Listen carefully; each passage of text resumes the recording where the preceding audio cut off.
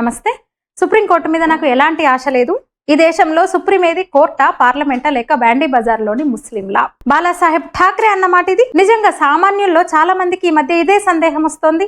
కొంతకాలంగా చూస్తున్న డిమాండ్ వస్తుంది న్యాయ వ్యవస్థ ప్రక్షాళన జరగాలి అని. ఎందుకంటే కొందరు న్యాయమూర్తుల తీరు వల్ల మన న్యాయ వ్యవస్థ అద్భుతమైంది. నిజంగా న్యాయ వ్యవస్థను అంటే మన దేశంలో ఏంటంటే కొన్ని రాజకీయ పార్టీలను, రాజకీయ నాయకులను కూడా విమర్శించవచ్చు. కానీ న్యాయ వ్యవస్థ మీద మనం మాట్లాడడానికి కొన్ని పరిధులు, పరిమితులు ఉంటాయి. ఎందుకంటే ప్రజాస్వామ్యానికి 4 మూల స్తంభాల్లో 3 వ్యవస్థలు కూడా నిజంగా భ్రష్టపట్టిపోయిన స్థితిలో న్యాయ వ్యవస్థ మీద ప్రతి భారతీయుడు ఎన్నో ఆశలు పెట్టుకొని ఉన్నాడు. ఈ 3 దశల్లో అన్యాయం జరిగిన న్యాయ వ్యవస్థలో న్యాయం జరుగుతుంది, మనకు అక్కడ కోర్టుల్లో న్యాయం జరుగుతుందని ఒక భరోసాతో, ఆశతో భారతీయులందరూ ఉంటారు. అది నిజం కూడా, దాన్ని కాదనలేదు. కానీ కొంతకాలంగా కొందరు న్యాయమూర్తుల తీరు ఎట్లా ఉందంటే చాలా ఆందోళన కలుగుతుంది. న్యాయ వ్యవస్థ ప్రక్షాళన జరగాలని డిమాండ్ పెద్ద ఎత్తున వ్యక్తమవుతున్న పరిస్థితి. మరి ఇప్పుడు ఎందుకు న్యాయ వ్యవస్థ, న్యాయమూర్తుల తీర్పులు అంటే చూసాం మనం నిన్న మొన్న.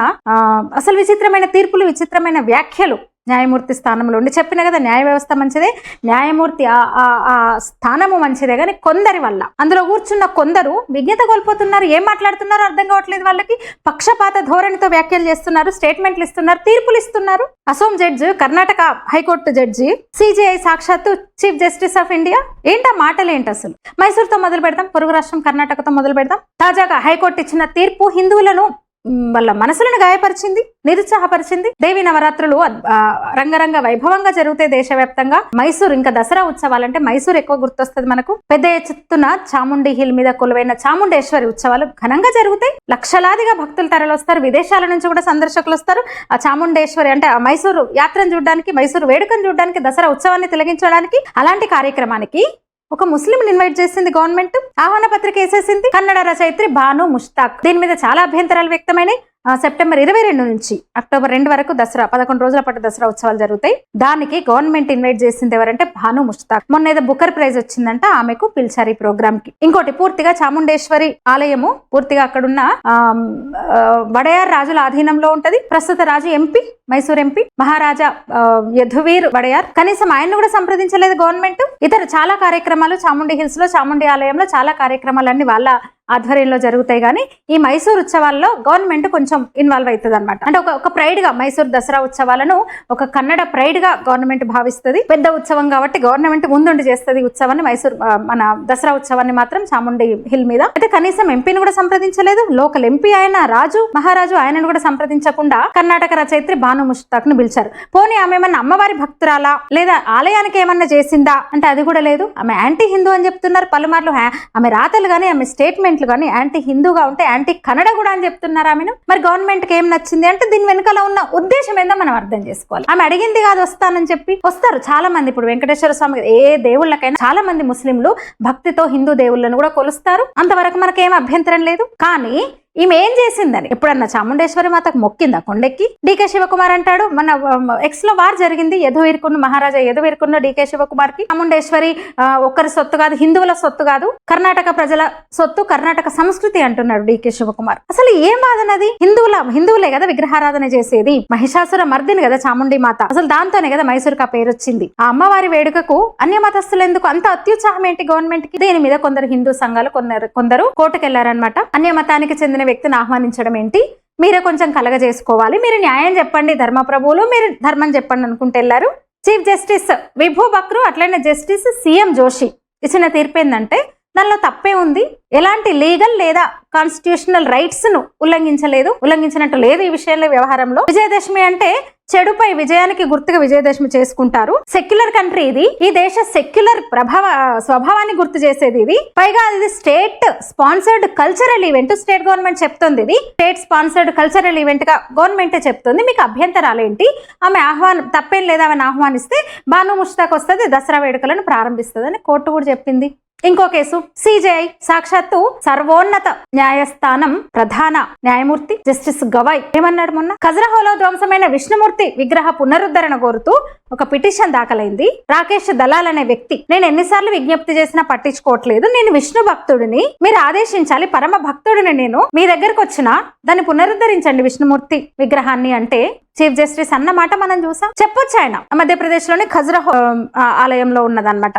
యునెస్కో వరల్డ్ హెరిటేజ్ సైట్ గా దాన్ని గుర్తించింది. అందులోని జవహరి టెంపుల్ లోని 7 అడుగుల లార్డ్ విష్ణు విగ్రహం శిరస్సును నరికేశారు. ఇంతకుముందు వలస పాలకులు, విదేశీ వలస పాలకులు, మొఘల్ ఆక్రమణల సమయంలో అది జరిగింది. ఇన్నేళ్లైనా ఎట్లా మనం పట్టించుకోకపోతే విష్ణుమూర్తి విగ్రహాన్ని పునరుద్ధరించండి, అక్కడ పూజలకు అవకాశం ఇవ్వండి అని ఒక భక్తుడు వెళ్తే అనొచ్చు. ఆర్కియలాజికల్ సర్వే ఆఫ్ ఇండియా పరిధిలో ఉంది, ఏఎస్ఐ ఉంది, మేము ఆదేశాలు జారీ చేస్తాం, లేదంటే మీరు ఒకసారి వాళ్ళ దగ్గరికి వెళ్ళండి అనొచ్చు. హిందూ భక్తులకు లేదా ఆర్టికల్ 25 హిందువులకు వర్తించదా? మత స్వేచ్ఛ రాజ్యాంగంలో ఆర్టికల్ 25 హిందువులకు వర్తించదా? అంటే సెక్యులర్ కంట్రీలో హిందువులకు హక్కులు లేవా?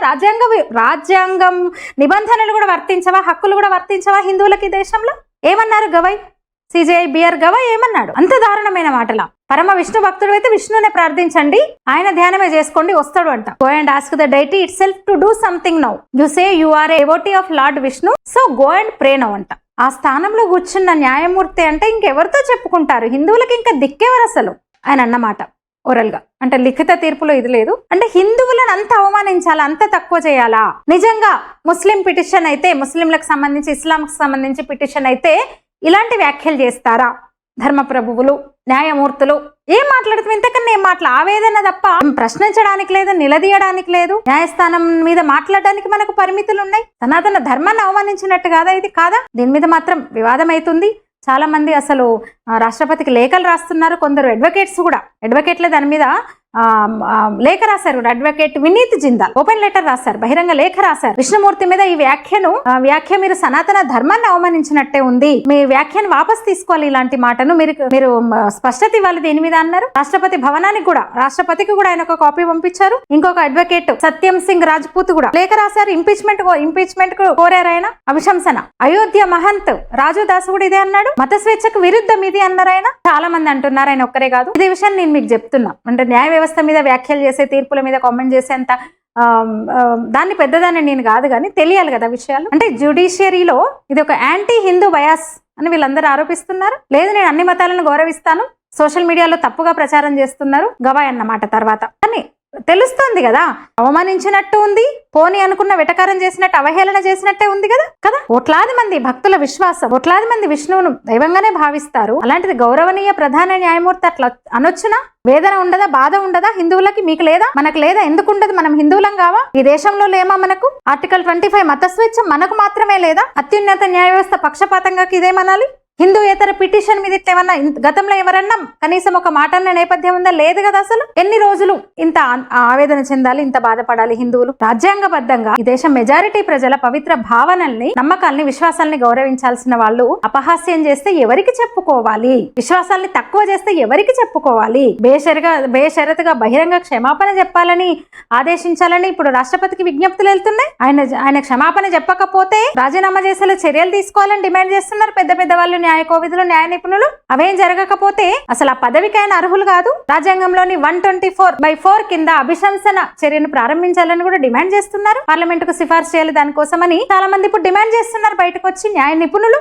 న్యాయ వ్యవస్థనే కదా సాధారణ పౌరుడి ఆశ, చివరి ఆశ న్యాయ వ్యవస్థ. రాజ్యాంగాన్ని పరిరక్షించే బాధ్యత, ఒక గురుతర బాధ్యత న్యాయ వ్యవస్థ మీద ఉంది. మిగతా 3 కూడా ప్రశ్నపట్టిన స్థితిలో, అస్తవ్యస్తమైన స్థితిలో న్యాయ వ్యవస్థ మీద సామాన్య పౌరుడు నమ్మకం ఉంచుకున్నప్పుడు ఇలాంటి అవహేళన చేస్తూ అవమానకర వ్యాఖ్యలు చేస్తే ఎట్లా? ఇంకోటి, జస్టిస్ బిఆర్ గవాయ్ ఇప్పుడు ఈ కామెంట్ తర్వాత చాలా ఆయనకు సంబంధించి వ్యక్తిగత విషయాలన్నీ కొన్ని బయటకు వస్తున్నాయి. ఆయన చెప్పిన మాటలకు, ఆయన కుటుంబ నేపథ్యానికి చాలా వైరుధ్యాలు ఉన్నాయంట. మురికివాడల నుంచి కోర్టుకు వచ్చిన నేను అన్నాడు ఆయన ఒక ప్రసంగంలో. డాక్టర్ బాబాసాహెబ్ అంబేద్కర్ కు ధన్యవాదాలు, నేను మురికివాడల నుంచి సుప్రీంకోర్టు వరకు వచ్చాను అన్నారు ఆయన. నిజంగానే అంటే ఒక సామాన్య జీవితం, ఎస్సీ కమ్యూనిటీకి చెందిన ఆయన ఎంతో కష్టపడి పైకి వచ్చారు, అన్ని స్ట్రగుల్స్ ఎదుర్కొంటూ. ఎందుకంటే ఈ దేశంలో ఉంది వివక్ష, ఇంకా ఉంది, మునుపటంత లేకపోయినా వివక్ష ఇంకా ఉంది, నిజమే. అది ఒక సామాన్య వ్యక్తిగా ఆయన చెప్పుకున్నాడు, కానీ అది కరెక్ట్ కాదు. ఆయన కుటుంబ నేపథ్యం అది కాదు. ఆయన మురికివాడల నుంచి రాలేదు. ఆయన తండ్రి రామకృష్ణ సూర్యభాన్ గవాయ్ రాజకీయ నాయకుడు, ఒక పార్టీని కూడా పెట్టారు. ఆయన జీవితకాలంలో అనేక ఉన్నత పదవులు అనుభవించారు. ఆయన రాజకీయంగా లోక్సభ ఎంపీ, రాజ్యసభ ఎంపీ, బీహార్, సిక్కిం, కేరళ వంటి రాష్ట్రాలకు గవర్నర్ గా చేశారు. ఆయన రిపబ్లికన్ పార్టీ ఆఫ్ ఇండియా అనే ఒక పార్టీని కూడా పెట్టారు. ఏకంగా ఆయన ఎమ్మెల్యే కూడా చేశారు ఆ పార్టీ నుంచి. రాజకీయంగా, ఆర్థికంగా, సామాజికంగా వెనుకబడిన కులం, షెడ్యూల్డ్ క్యాస్ట్ అయ్యి ఉండొచ్చు, కానీ రాజకీయంగా, ఆర్థికంగా ఉన్నత స్థితిలో ఉన్నది ఆ కుటుంబం. ఎట్లా చెప్తారు మురికివాడల నుంచి వచ్చానని? ఇప్పుడు ప్రజలు అడుగుతున్నారు, ఆయన నిపుణులు ప్రశ్నిస్తున్నారు. మన కీర్తి కోసం ఏదో చెప్పాలని ఇలాంటి అబద్ధాలు ఎట్లా చెప్తారు న్యాయమూర్తి అని అడుగుతున్నారు. ఎందుకు ఇవన్నీ వచ్చినాయంటే తాజా తీర్పు నేపథ్యంలో కొంచెం విజ్ఞత లేకుంటే ఎట్లా? ఇప్పుడు దీని మీద అంటే దీని మీద ఏమన్నా కుట్ర జరుగుతుందా? ఇంకెవరన్నా ప్రశ్నిస్తే ఎస్సీ కాబట్టే దాడి చేశారు అనేమన్నా అది చేసే కుట్ర ఏమన్నా జరగచ్చు అన్న అంటారు. చూసిన అసలు ఒక ఎస్సీ వ్యక్తి ప్రధాన న్యాయమూర్తి అయితే కూడా ఓర్చుకోలేకపోతున్నారు అనే ఇది కూడా ఆల్రెడీ స్టార్ట్ అయ్యి ఉండొచ్చు. ఎక్కడో ఒక చోట మొదలయ్యే ఉంటది, టూల్ కిట్ మొదలు పెట్టేసే ఉంటది. షెడ్యూల్ కాస్ట్ ఎస్సీ వ్యక్తి అంతేకాదు గతంలో ఆయన తీసుకున్న చాలా తీర్పులు నిర్ణయాలు వివాదాస్పదమైనయంట. మత మార్పిడి చట్టాలు ఉత్తరాఖండ్, ఉత్తరప్రదేశ్, రాజస్థాన్లలో మత మార్పిడికి వ్యతిరేకంగా తీసుకొచ్చిన చట్టాలను రద్దు చేయాలని ఆదేశించారైన గతంలో. దీపావళి సందర్భంగా వాడే బాణసంచా మీద దేశ వ్యాప్తంగా నిషేధం విధించాలన్నారైన దీపావళి పండుగ సందర్భంగా. ఇప్పుడు ఒక విగ్రహాన్ని పునరుద్ధరించాలి, 100 ఏళ్ల క్రితం ధ్వంసం చేశారు విదేశీ పాలకులు అని ఒక హిందువు సుప్రీంకోర్టును ఆశ్రయిస్తే జస్టిస్ గవాయ్ అన్న మాటలు ఎగతాళి చేసేలా పూర్తిగా ఆ పిటిషన్ తిరస్కరించారు. సరే, కానీ అంత ఎగతాళి చేయాల్సిన అవసరం లేదు కదా. అంబేద్కర్ సిద్ధాంతాలకు ఇది విరుద్ధం కదా? డాక్టర్ బాబాసాహెబ్ అంబేద్కర్ ఇదే చెప్పారా? పక్షపాతం చూపించమన్నారా తీర్పుల్లో? హిందువులను తక్కువ చూడమన్నారా హిందుస్థాన్ లో? కాదు కదా. అసలు ఇప్పుడు ఈయన అంబేద్కర్ ను ప్రస్తావించారు, నిజమే, మంచిదే. గానీ ఆయన తండ్రి మద్దతు ఇచ్చిన కాంగ్రెస్ పార్టీ అంబేద్కర్ సిద్ధాంతాలకు విరుద్ధంగా వ్యవహరించింది ప్రతిసారి కూడా. ఇంకొకటి అసోంకు సంబంధించి అసోం హైకోర్టు జస్టిస్ సంజయ్ కుమార్ మేథి ఒక తీర్పు ఇచ్చారనమాట. ఈ మధ్య అసోం గవర్నమెంట్ ఒక ప్రైవేట్ కంపెనీకి 3000 బిఘాలు భూమిని కేటాయించింది సిమెంట్ ఫ్యాక్టరీ కోసం. దాని మీద జడ్జి అన్నమాట ఏంటంటే, ఏంది ఒక కంపెనీకి, ప్రైవేట్ కంపెనీకి ఇంత భూమి కట్టబెడతారా? జోక్ లాగుందే, మొత్తం జిల్లాని ఇచ్చేస్తున్నారా అన్నది. అయితే ఆ భూములు ఏంటంటే గిరిజన భూములు, ప్రభుత్వ భూములు, గిరిజన భూములు కూడా ఉన్నాయి. అసలు ఈ గిరిజన భూములు, ఈ ప్రభుత్వ భూములు, ఆలయ భూములను, అడవులను నరికేసి పెద్ద ఎత్తున వేలు కాదు లక్షల్లో బంగ్లాదేశీ ముస్లింలు, బంగ్లాదేశీ రోహింగ్యాలు వచ్చి ఊళ్ళకు ఏర్పాటు చేసుకున్నారు. కొన్నేళ్లుగా కాలనీలు ఏర్పడ్డాయి. న్యాయస్థానాలకు పట్టలేదు, రాజకీయ పార్టీలకు, నాయకులకు, అంతకు ముందున్న ప్రభుత్వాలకు ఎట్లాగూ పట్టలేదు. యథేచ్ఛగా వెస్ట్ బెంగాల్ నుంచి బంగ్లాదేశీ ముస్లింలు తరిమేస్తున్నారు. హిమంత బిశ్వ శర్మ అయితే రోజు తలబట్టుకుంటున్నాడు. అసలు మొన్న ఖాళీ చేశారు, బుల్డోజర్ పెట్టి ఇళ్లన్నీ తొలగించారు. కాలనీనే ఇంకా 150, 200, 1000 మంది అయితే పెద్ద ఊరు. వాటి మీద అవన్నీ కూడా అడవులను కొట్టేసి, అటవీ భూమి అది, ప్రభుత్వ భూమి అది, దేవాలయాల భూములు, గిరిజన భూములు, వీటి మీద ఏ న్యాయమూర్తి ఎప్పుడు మాట్లాడలేదు. ఇప్పుడు మాత్రం ప్రైవేట్ కంపెనీ కట్టబెడతారంట. ఒక అభివృద్ధి కోసం ఒక సిమెంట్ ఫ్యాక్టరీ అక్కడ ఏర్పాటు చేస్తామని. దాని మీద గవర్నమెంట్ కూడా కోర్టుకు రిప్లై ఇచ్చింది. గత నెలలో ఒక కమిటీని ఏర్పాటు చేసింది అధికారులతో, 3 అధికారులతో. దాని ప్రకారం భూమిని ప్రైవేట్ కంపెనీలకు భూమి కేటాయింపు చేయడం అది పెద్ద కొత్త విషయం ఏం కాదు, అది సాధారణ విషయమే. రాజస్థాన్ లతో కూడా చాలా ప్లాంట్ల కోసము గవర్నమెంట్ ఇస్తూ వచ్చింది, 1000 ఎకరాలు కట్టబెట్టింది. పెట్టుబడులను దూరం చేసుకోలేం కదా, ఇది కూడా అభివృద్ధిలో భాగమే కదా, ఉపాధి కలుగుతుంది, కొన్ని వందలాది మందికి ఉపాధి వస్తుంది, రాష్ట్రం అభివృద్ధి చెందుతుంది అని గవర్నమెంట్ బదిలిచ్చింది అనమాట. ఇది ఎక్కడంటే ధీమా హసావ్ ఆ ఏరియాలో జరిగింది. ఆదివాసీ మెజారిటీ జిల్లా అది, ఆదివాసీలు ట్రైబ్స్ ఎక్కువగా ఉన్న జిల్లా అనమాట. అది షెడ్యూల్ 6 ప్రకారం ఇంకా ఆదివాసీ భూములను కాపాడాలని వీళ్ళు వెళ్తే గవర్నమెంట్ చెప్పింది తప్పేం కాదు, అభివృద్ధిలో భాగంగా ఇవ్వచ్చు అని చెప్పింది. వెళ్ళింది ఎవరు? కోర్టులో వీళ్ళు వ్యతిరేక వాదన అనిపించింది, కోర్టుకు వెళ్ళింది, ఆపింది ఎవరు? మళ్ళీ కమ్యూనిస్టులే, సిపిఐఎం పార్టీ. దాంతో పాటు కాంగ్రెస్ కూడా జత అయింది. మళ్ళీ అభివృద్ధి నిరోధకులే కదా, తెలుసు కదా. వెస్ట్ బెంగాల్ ఒకప్పుడు పరిశ్రమలకు పుట్టిల్లు వెస్ట్ బెంగాల్, కునారిల్లుతున్నది ఇప్పుడు పరిశ్రమలు. అక్కడ కంపెనీలు మూసేయడం, కంపెనీలు, ఫ్యాక్టరీలు, కర్మాగారాలు రాకుండా చేయడం ఆ పార్టీకి అలవాటే. అంతేకాదు ఇక్కడ ఇంకో విషయం ఏంటంటే, పూర్తిగా మిస్ఇన్ఫర్మేషన్ మీడియాలో, సోషల్ మీడియాలో ఆదాని గ్రూప్కి ఇచ్చింది అసోం గవర్నమెంట్. హిమంత బిశ్వ శర్మ బీజేపీ ప్రభుత్వం కాబట్టి ఆదానికి కేటాయించిందని తప్పుడు ప్రచారం చేశారు. అయితే ఆదాని క్లారిఫై చేసింది ఆదాని గ్రూప్, అది మహాబల్ సిమెంట్, మాకేం సంబంధం లేదు, అసలు అది నా కంపెనీనే కాదు, అది మాకు సంబంధం లేదు, అది వేరే ఎవరిదో సిమెంట్ కంపెనీతో మాకు సంబంధం లేదు. అసోం మాకు ఎలాంటి ల్యాండ్ ఇప్పుడు కేటాయించలేదు 1000 ఎకరాలని ఆదాని గ్రూప్ వివరణ ఇవ్వాల్సి వచ్చింది అనమాట, స్పష్టత ఇవ్వాల్సి వచ్చింది అనమాట. రోహింగ్యాలు ఆక్రమించుకోవచ్చు, 1000 ఎకరాలు ఆక్రమించుకోవచ్చు, కాలనీలు ఏర్పాటు చేసుకోవచ్చు. మొత్తుకుంటున్నాడు బిశ్వ శర్మ, డెమోగ్రఫీ చేంజ్ అయిపోతుంది, అసలు బంగ్లాదేశీలతో నిండిపోతుంది అసోము. గొడవ కూడా వెస్ట్ బెంగాల్ మమతా బెనర్జీకి హిమంతకు ఆ మధ్య బాగా నడిచింది ట్విట్టర్ లో. మీరు బెంగాలీ మాట్లాడుతున్న వాళ్ళని టార్గెట్ చేస్తున్నారంటే, లేదు నా దేశ బెంగాలీలను నేనేమనను, భారతీయ బెంగాలీలు కాదు వాళ్ళు, బంగ్లాదేశ్ బెంగాలీలు వాళ్ళు, అందుకే వాళ్ళని తరిమేస్తున్నానని హిమంత చెప్పాల్సి వచ్చింది. అప్పుడు ఒప్పుకుంటారు, ఎవరు సపోర్ట్ చేయరు. ఇప్పుడు కూడా వీళ్ళు అత్యుత్సాహం మనకు అర్థం కావట్లేదా? ఆదాని కంపెనీనేమో అనుకున్నారు, అది ఆ సిమెంట్ ఫ్యాక్టరీ, ఆ సిమెంట్ కంపెనీ ఏదైతే ఉందో ఆదానిదేమో అనుకుని వీళ్ళు కోర్టుకెళ్లారనమాట. ఇగో ఇట్లా ఒక్క మాట మనం చెప్పాలి. ఇప్పుడు మళ్ళీ ఒకసారి మైసూరుకు వస్తే, డికే శివకుమార్ సమర్థిస్తున్నాడు, చెప్పాడు ఇది కర్ణాటక ప్రైడ్, ఇది చాముండి కర్ణాటక దేవత, హిందువుల దేవత కాదు అన్నాడు. అంటే అది అన్ని చోట్ల అన్ని విషయాల్లో ఉండాలి కదా, అంటే చాముండి మాత సాంస్కృతికమా? చాముండేశ్వరి దేవి, చాముండి మీద జరిగే దసరా ఉత్సవం సాంస్కృతికమా లేదా మతపరమైనదా? అలాంటప్పుడు మరి రాముడు ఏమవుతాడు? రాముడు మతపరమైన దేవుడా, సాంస్కృతిక పరమైన వ్యక్త? మీరు చాముండి మాతను, మైసూరు ఉత్సవాలను ఇది మతంతో సంబంధం లేదు, ఇది కర్ణాటక ప్రైడ్ అన్నప్పుడు మీరు అయోధ్యలో రాముడిని ఎందుకు అంగీకరించారు, యాక్సెప్ట్ చేయరు? ఈ సెక్యులర్లను అడుగుతున్నా నేను, ముఖ్యంగా కాంగ్రెస్ పార్టీ దాన్ని సమర్థించే సెక్యులర్లందరినీ ఇప్పుడు ఇది అడుగుతున్నా నేను. ఇంతవరకు రాహుల్ గాంధీ, ప్రియాంక వాద్రానో, సోనియా గాంధీ ఇంతవరకు అయోధ్య వెళ్ళలేదు అసలు. అంటే మీకు అనుకూలంగా ఉంటే మీరు ఒక ముస్లింని పిలవాలనుకున్నారు కాబట్టి, అంటే కావాలని రెచ్చగొట్టడమే కదా రెండు వర్గాల మధ్య, కావాలనే కదా. ఎవరు మత రాజకీయం చేస్తున్నారు, ఎవరు విద్వేష రాజకీయం చేస్తున్నారు? మతపరమైనవి అన్నప్పుడు రాముడిని ఎందుకు మీరు వ్యతిరేకిస్తారు? చాముండి దేవత మాత్రమే సాంస్కృతం ఎట్లయితది? మహిషాసుర మర్దినిగా కొలుస్తారు కదా హిందువులు. అసలు మైసూర్ అనే పేరే అందుకు వచ్చింది కదా. అది కన్నడ సంస్కృతి ఎట్లయితది? హిందూ సంస్కృతి అవుతుంది కానీ, హిందువుల నమ్మకం అవుతుంది కానీ. కర్ణాటకలో మాత్రం చాముండి సంస్కృతి అంట. రాజులతో సంబంధం కూడా లేదంట. వాళ్ళ ఆధ్వర్యంలో ఉంటుంది. వాళ్ళ కనీస సంప్రదింపులు కూడా జరపరు, కనీసం సలహా తీసుకోరు, కనీసం చెప్పరు. అందులోనూ ఆయన ఎంపీ, ఆ ప్రోటోకాల్ ప్రకారం చూసినా కూడా మైసూర్ ఎంపీ ఆయన, మైసూర్ రాజు. అంటే ఎట్లా అసలు స్పష్టత ఉందా మీకైనా? లేదు. కావాల్సింది మీకు ఓటు బ్యాంక్ రాజకీయాలు కావాలి ఆ పార్టీకి. హిందువులను తక్కువ చూడాలి, హిందువులను అవహేళన చేయాలి, హిందూ విశ్వాసాలను అవహేళన చేయాలి, అంతే కదా. ఇక్కడే నేను చెప్తున్నాను కదా, చాముండి ఏమో సాంస్కృతికమైతుంది. చాముండి మాత హిందువులు కోట్లాది మంది కొలిచేసి చాముండి మాత ఏమో సాంస్కృతికమైతుంది కర్ణాటకలో.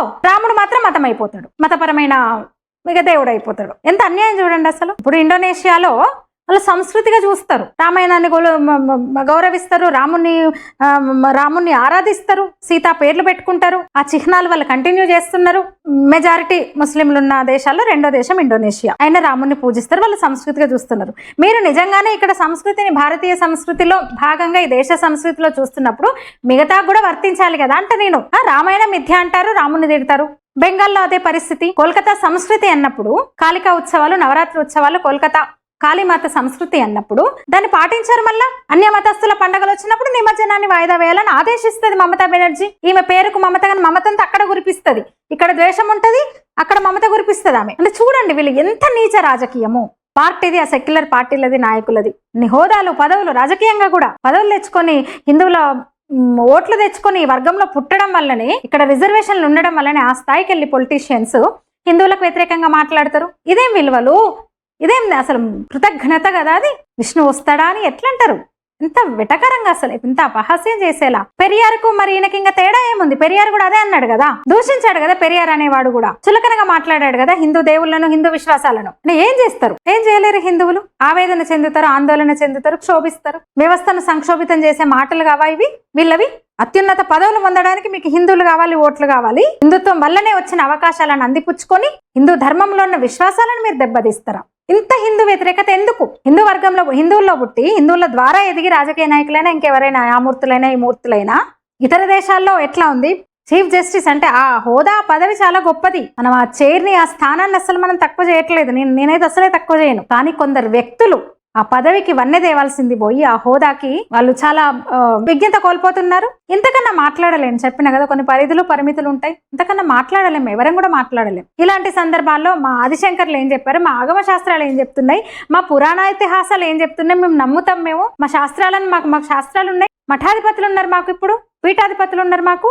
ఇవన్నీ పరిగణలోకి తీసుకొని కొంచెం సలహా తీసుకుంటే తప్పేముంది? దయచేసి మీరు ఇలాంటి వ్యాఖ్యలు చేసే ముందు, తీర్పులు ఇచ్చే ముందు ఇలాంటి వాటికి సంబంధించి కొంచెం సలహాలు తీసుకోమని విజ్ఞప్తి చేస్తున్నాం. భారతీయులుగా, హిందువులుగా కూలంకషంగా పరిశీలించి తీర్పులు ఇస్తే బాగుంటదని అడుగుతున్నాం. అసలు ఎంతకాలం, ఎన్నాళ్ళు హిందువులు గాయపడ్డ గొంతులతో తిరగాలి ఈ వీధుల్లో? న్యాయమూర్తులని తప్పు పట్టట్లేదు, రాజ్యాంగాన్ని అసలే తప్పు పట్టట్లేదు. హిందువుల దగ్గరకు వచ్చేసరికి ఎందుకు మీకు అవన్నీ గుర్తొస్తాయి? అవి వివక్ష. ముస్లింల దగ్గరకు వచ్చేసరికి షరియా అంటారు, మళ్ళా శుద్ధులు చెప్తారు. అంటే హిందువుల మనోభావాలు గాయపరచాలి, ఇతరుల మనోభావాలు గౌరవించాలి. ఇతర దేశాల నుంచి తీసుకొచ్చి రాజ్యాంగ రచన చేసినప్పుడు అక్కడ మరి ఇలాంటి హైందవ ధార్మిక వ్యవహారాలు లేవు కదా. ఎప్పటి నుంచో వేల ఏళ్ల నుంచి కదా ఇక్కడ కొన్ని విశ్వాసాలు వస్తున్నాయి పరంపరగా. కొన్ని వేల ఏళ్ల నుంచి ఒక నమ్మకాలు, పద్ధతులు ఇవన్నీ ఉన్నాయి కదా. పాటించే చట్టం వేర్లా తయారైపోయింది. అంటే తరతరాలుగా వస్తున్న ఆచార వ్యవహారాలకు విరుద్ధంగా ఉన్నాయి కొన్ని. ఆ వైరుధ్యాన్ని తొలగించాలనే దాని మీద చర్చ జరగాలి కదా. తప్పేం కాదు. రాజ్యాంగాన్ని ఎన్నోసార్లు సవరించుకున్నాం కదా. రాజ్యాంగ సవరణ చాలా సార్లు జరిగింది. మైసూర్ వరకే చూసుకుంటే ముస్లింను పిలవాల్సిన అవసరం ఏమొచ్చింది? అమ్మవారి భక్తురాలా? దానాలు ఇచ్చిందా? స్వర్ణ పుష్పాలు చేయించిందా? దసరా సందర్భంగా అమ్మవారికి పుష్పాలంకరణ జరుగుతుంది. ఏంది ఆమె విశిష్టత? ఏంది ఆమె ఏం చేసింది? అంటే బుకర్ ప్రైజ్ వస్తే, ఒక పుస్తకం రాసి బుకర్ ప్రైజ్, ఏదో ఇంటర్నేషనల్ ప్రైజ్ వస్తే, పురస్కారం వస్తే పిలిచేస్తారా? పూజలు చేసిందా? సేవలు చేస్తూ వచ్చిందా? ఆస్తులు దారవోసిందా? ఎందుకు? హిందువుల మనోభావాల్ని దెబ్బతీస్తారు, ఆలయాలను కూడా చిన్నబుచ్చుతారు, విశ్వాసాలను గాయపరుస్తారు. ఏం మెసేజ్ ఇవ్వదలుచుకున్నది కర్ణాటక గవర్నమెంట్? పోనీ వాళ్ళు అడిగారా నన్ను విలువమని? అంటే వాళ్ళని కూడా బదనం చేస్తారు. విద్వేషాలు రెచ్చగొట్టడమే ఇది. ఏమన్నాడు సిద్ధరామయ్య? మతం మారితే తప్పేంటి అంట. అసమానతలున్నాయి హిందుత్వలో, మతం మారితే తప్పేంటి అంట. ముస్లింలలో లేవా అసమానతలు? ముఖ్యమంత్రి అట్లా అంటే ఎలాంటి సందేశం వెళ్తుంది? సర్వమానవ సౌభ్రాతృత్వం ఉన్నది హిందువుల్లోనే, హిందూ ధర్మంలోనే, హిందూ మతంలోనే కదా. అవిశ్వాసి కాఫీర్ అనే భావనే లేదు కదా హిందుత్వలో. ఇంకా అసమానతలు ఎట్లా కనిపించినాయి సిద్ధరామయ్యకు? హిందువులలో మాత్రమే ఈయన చీఫ్ జస్టిస్ ఆఫ్ ఇండియా, నీ విష్ణువుతో చెప్పుకోపో, నీ విష్ణువును ప్రార్థించుకోపో, నీ విష్ణు వచ్చి తీరుస్తాడు నీ సమస్య అంటే వస్తాడు. రావాల్సిన సమయం వచ్చినప్పుడు వస్తాడు. గజేంద్రునికి మోక్షాన్ని ప్రసాదించడానికి వచ్చాడు. తిరికించెప్పడు శంఖ చక్ర యుగలం చేదోయి సంధించడు. లక్ష్మి కూడా చెప్పకుండా బెడబెడ జడిముడి తడబడ వస్తాడాయన. ఆత్రత్రాణ పరాయణుడై వచ్చేస్తాడాయన. అయితే రావడానికి ముందు చాలా జరుగుతాయి, చాలా పోరాటాలు జరగాలి. ఆయన వచ్చినప్పుడు చూసి తట్టుకునే శక్తి లేదు వీళ్ళకి, ఎవరికి లేదు. అంత హోదాలో ఉండి ముఖ్యమంత్రి స్థాయి వ్యక్తులు, జడ్జిల స్థాయి వ్యక్తులు, న్యాయమూర్తులు కూడా అట్లా మాట్లాడితే ఏమనాలి అసలు? మీరేమంటారు? ఈ వీడియో మీద మీ అభిప్రాయం తెలియజేయండి. లైక్ చేయండి, షేర్ చేయండి, ఛానల్ని సబ్స్క్రైబ్ చేయండి. ధన్యవాదాలు.